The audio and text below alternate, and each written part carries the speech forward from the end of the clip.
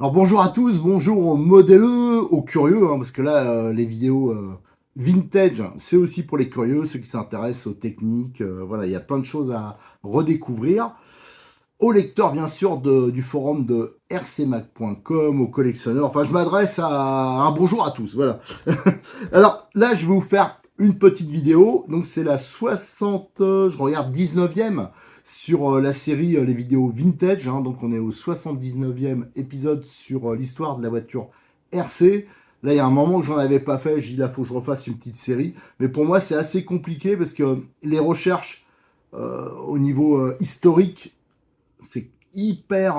Maintenant, c'est vraiment dur parce que beaucoup de forums, beaucoup de sites ont disparu avec les réseaux sociaux. On a énormément perdu, moi, je ne répéterai jamais assez, mais quel que soit le domaine, beaucoup d'archives ont disparu. Et quand j'ai tapé notamment pour cette radio où j'ai fait une recherche, j'ai trouvé, mais alors que dalle, à part les photos que j'avais mis à l'époque sur RC Mac Vintage. Donc c'est vraiment embêtant quand on veut retracer un historique. Mais j'ai la même problème avec les voitures anciennes, hein. J'ai une 2 chevaux, pourtant on dit la 2 chevaux, c'est hyper courant, mais sur certains points, des trucs que j'ai pas enregistrés malheureusement, il y a plein de pages qui ont fermé. Et il n'y a plus que.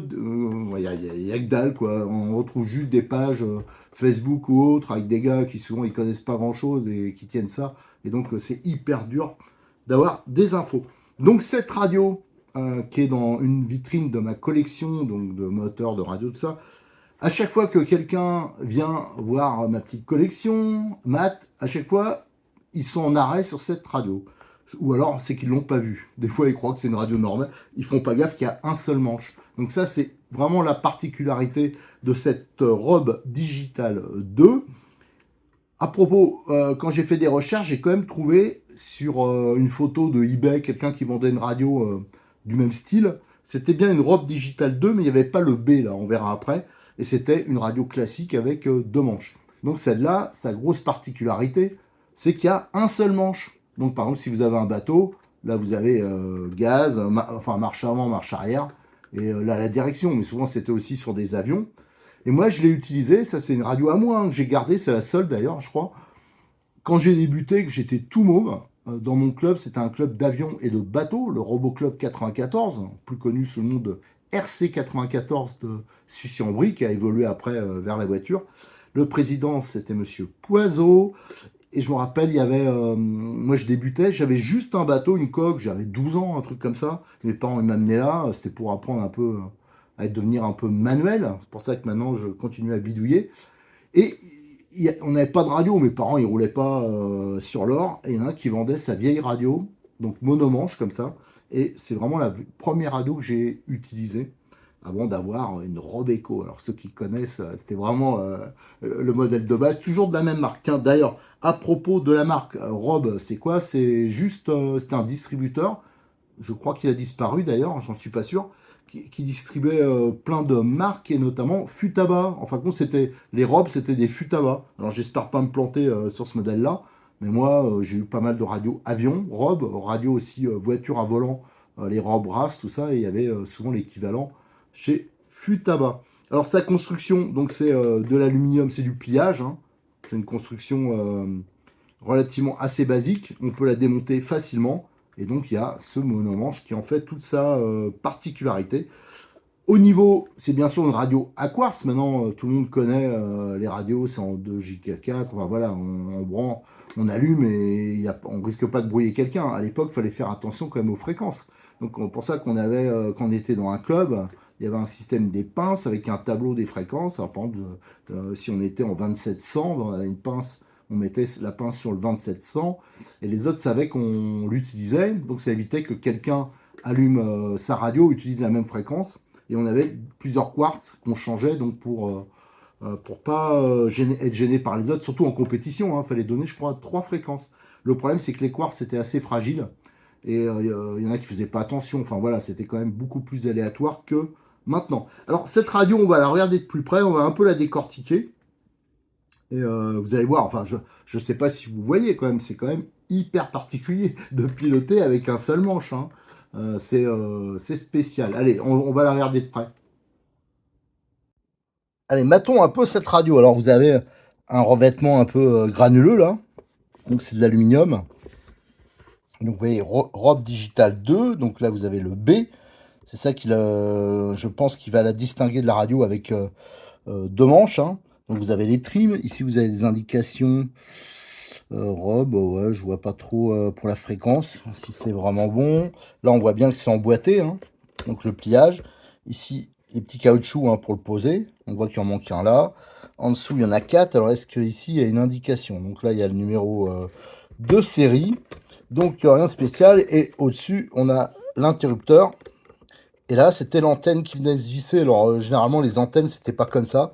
Là, c'est un peu particulier. Et pour l'instant, j'arrive pas à le retrouver. Pourtant, je l'avais. Alors, ce que je vais faire, c'est que je vais ouvrir la radio. Donc, je vais séparer, hein. Là, je peux pas le faire parce que j'ai la caméra dans une main. Il suffit de tirer, hein, et ça s'ouvre facilement. Voilà, je l'ai ouvert en deux. Donc, ici, on voit, hein, c'est vraiment de l'aluminium, un pliage d'aluminium. Là, c'est la petite mousse pour appuyer sur la batterie. Et la batterie, vous remarquez qu'il n'y avait pas d'emplacement. Il y avait juste un trou là. Et on mettait, voilà, bricoler soi-même. Alors, ça, c'est une batterie que j'avais dû bricoler à l'école à l'époque, soudée, qui est toujours dedans, avec les fameuses prises Robe. Alors, vous voyez, ça n'avait rien à voir avec les prises de maintenant. Voilà, on avait ouais, ça ressortait. Enfin, voilà, maintenant, c'est pas du tout ça, hein.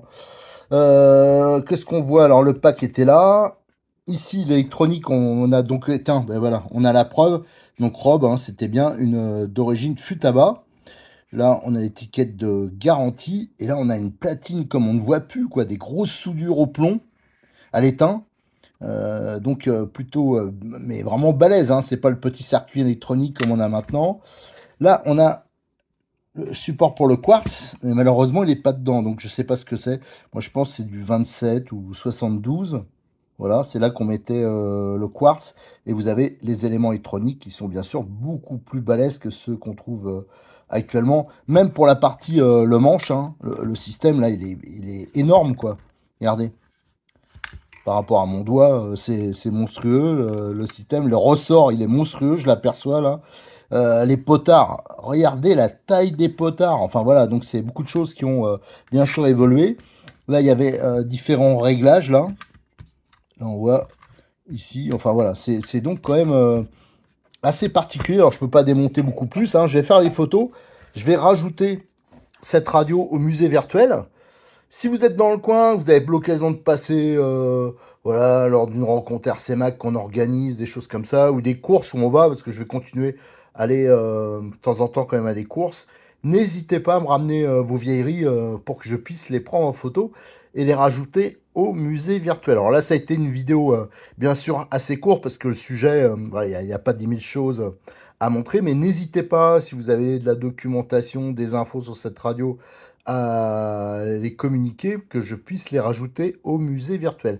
Alors, je vous ferai une autre, d'autres radios, enfin d'autres oui, radios en vidéo, mais je voulais vous présenter. Alors celle-ci, je la ferai plus tard. Vous voyez, c'est exactement le même style. Voilà. Sauf que la finition, elle est peut-être un peu plus haute, elle est un peu différente. Ça, je crois que c'est une radio américaine. Alors là, pareil, si vous avez des infos, c'est Horizon System. Et là, on retrouve le même système de manches. Voilà, sauf que la radio, on voit, il y a un revêtement dessus, un peu comme les tableaux de bord qu'avaient certaines voitures des années 60 et 70. Et là, il faut démonter quelques vis pour y accéder. Mais celle-là, je vous la présenterai bientôt dans une vidéo à part. Je vais déjà faire toutes les photos. Et des radios, des vieilles radios, j'en ai quand même beaucoup à vous présenter, des trucs assez spéciaux. D'ailleurs, je pense que la prochaine, je vous ferai une radio, les toutes premières à volant, toujours de Rob et Sanois qui faisaient ça. Et là, c'était quand même assez particulier, notamment au niveau de la prise en main. Voilà, c'est terminé pour cette vidéo. Je vais vous en faire toute une série, hein, du vintage. Donc tout ça, je le répète, vous le retrouvez sur le musée virtuel de RCMag, hein, c'est sur le forum. Vous avez le lien quand vous arrivez sur le forum, il y a un gros logo carré, c'est la partie droite, et bien sûr il y a des sujets forum dédiés, hein, par marque, par les moteurs, les radios, des trucs comme ça. Allez, à très bientôt, n'oubliez pas de liker les vidéos, de vous abonner, de partager et de venir nous rejoindre.